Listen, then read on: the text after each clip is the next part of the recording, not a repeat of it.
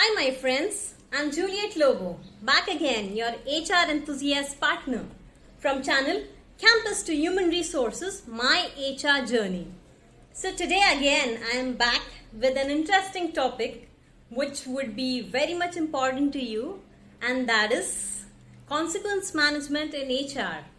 But just before going ahead, thank you for your support, guidance, and that you are liking my channel, viewing it, and helping me to build a community so that I can reach out to more HR enthusiasts and they can take an informed decision. So back today with today's topic, that is consequence management in HR.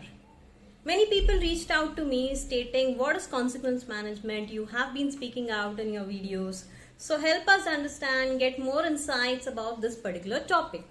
So today we'll speak some things on those lines. Now, let's understand workplace harassment, bullying colleagues, fighting with them, not following the correct process, not being inclined to work, not working. These are what? Some of the examples wherein an intervention is needed. An intervention by an HR and by people manager and by the organization. Now why? This is very important because every organization has values, cultures, goals, behaviors that are expected from an employee. Now, if the employee doesn't perform, there can be two scenarios. One is the skill issue. That means the person has been trained constantly over a couple of 2-3 months, the performance is going down, the person is in BQM, that is bottom quartile management, has received enough coaching, counseling, but still the person doesn't show improvement. Now, in this scenario, what we have to do? This is a skill issue. This is one type of scenario. Second type of scenario is very dangerous, which is will issue. What does that mean? The person or the employee is aware about the role, the responsibilities, but still there is no inclination from that employee to perform those duties. There is possibility that the person is taking cheat sheets and taking shortcuts in the work. Also influencing other people to do bad things. Influencing them to do not the work but other things. He may also influence people of getting or speaking bad about the organization or any of these things. This is more dangerous. So these are two types of things wherein we understood a will issue and a skill issue. Now let's understand how do we tackle this. First of all, an organization needs to create a framework.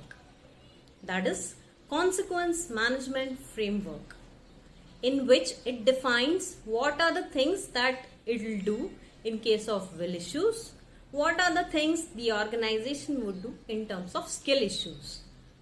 How would this benefit? First of all, it would give a concrete process how the actioning in terms of consequence management is set. Second, it would enable the people managers to take proactive steps, understand the level of consequence, and then reach out to HR for a resolution or for their thoughts so that they can curb the issues and there can be better intervention. Third thing is from the legislative perspective. Every legislation or parliament expects certain policies to ensure that the workforce is safe in the workplace. So there are certain policies in those aspects as well. Fourth, very important thing. In case there are will issues, so in this particular scenarios, there can be issues in terms of theft, frauds, data theft. There can be also scenarios wherein client information is leaked, wherein there can be losses, penalties. It may also lead to closure of business. It may lead to a client getting out of the agreement, taking lots of jobs. So it's very important to curb all these things at the right time. even try to influence or try to make certain tools which can help to curb this tool, analyze the data in case there is any variance, get ready and work with those people, speak with them, involve HR and streamline the things. These are a couple of things in terms of why it is important for a consequence management in an organization. Now let's understand about the will issue. Okay, first let's go with the skill issue. In terms of skills issue, the manager has done enough efforts in terms of coaching, in terms of helping the person understand with a training, some additional steps, but still the person is not able to cope up. The case has to be sent to HR with all the relevant inputs, other team members' details and the details of this particular employee where he or she stands. The HR also has to validate these data. HR also sees what support the manager has given to that particular employee before bringing that person to the HR. Now, if there is a justification and if the details are validated, HR can initiate performance improvement plan for this particular employee. What is performance improvement plan? So, in accordance with the program, a 4-week plan is set up. 4-week is initial, first performance improvement plan, that can be first PIP, and then second performance improvement plan. So performance improvement plan, every week the person has to achieve certain targets, certain goals. After the 4th week, the data for entire 4 weeks is reviewed in a meeting which has an employee, manager and HR.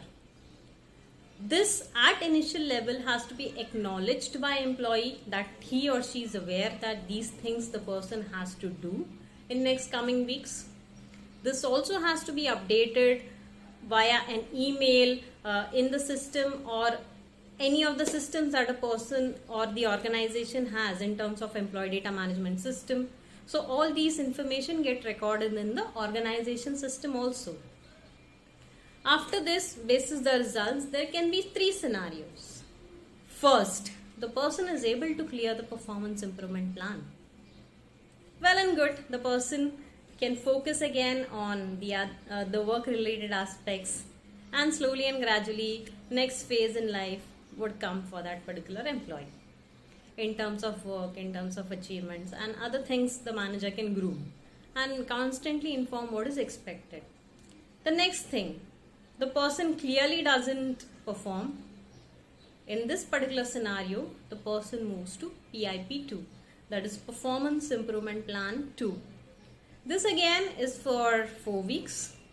Every week the person gets target. The person has to acknowledge the plan, and after that it will be a review. I'll come to it.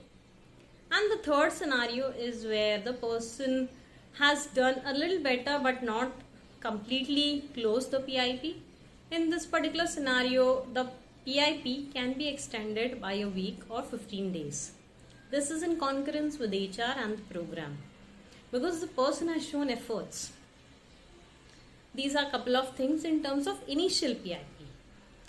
As said, if the person doesn't qualify or complete the initial PIP, the person moves to the final PIP. Here again the things are reviewed. If the person doesn't perform here, then tata bye bye. The person is asked to move out of organization due to non-performance. Here also, if the program or the HR feels that the person has shown little bit improvement or can improve, the person can be given additional 1 week or 15 days. However, in most of the scenarios, the person is asked to leave. This was in regards to the performance improvement plan. Now let's understand the will issue. As said, here the person is aware about the roles and responsibilities but still doesn't want to perform this. In this scenario, ideally an organization follows things, that is verbal warning, coaching. There can be first level of warning, second level of warning, third level of warning. There can also be suspension and then termination. Ideally, there should be an hierarchy wherein there is coaching, there is first warning, second warning, third warning, then suppression. However, in case there is theft of data, violation, harassment, physical harassment, employee getting weapons, employee leaking the data, not following the process which has brought a client escalation, there can be also scenarios where the person can be directly put on a final warning or the person can be terminated. One additional thing again here is the person should be made aware about what wrong has the person done. An acknowledgement should be taken. This acknowledgement should be reviewed by HR. The HR person also has to give some inputs about the things that have happened. This can be on an email or a system, that is employee data management tool, that is a case management tool, Case management tool can be used for this particular scenario to record the discussions. And in some case wherein HR feels that there is any additional information needed and the case needs to be reviewed, here the person can be suspended. Suspended means the employee's accesses have been blocked. The person cannot access the system to do work. The person ideally is on unpaid leaves, or if the person has leaves, the leaves can be applied. If the person is found guilty, then the suspension period is not paid. If the person is not found guilty, there can be special leaves applied or leaves applied from employee's bucket so that there is no pay deduct. In this particular scenario, the PF contribution is also held for some time. This was in regards to suspension. These were a couple of things in terms of the consequence management. Apart from this, I would also request you to read guidelines of Vishaka guidelines in terms of sexual harassment policy or processes or committee to be managed at workplace. There are clear guidelines set about what is sexual harassment, what are the components of it, and how internally it should be managed, how it should be reported, how there should be inquiry, and so on. These were a couple of things in terms of consequence management. Now, how it impacts an employee?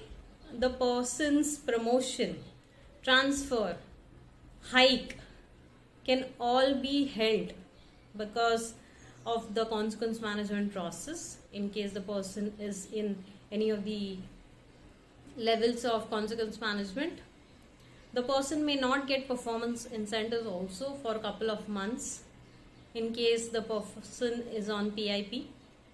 So these are a couple of things in terms of consequence management. I hope you guys would have liked today's session. So do like, share, subscribe to my channel. Next week again we'll come up with an interesting topic on HR. So do stay safe, stay healthy, happy Easter, stay blessed, and let's meet next time. Thank you.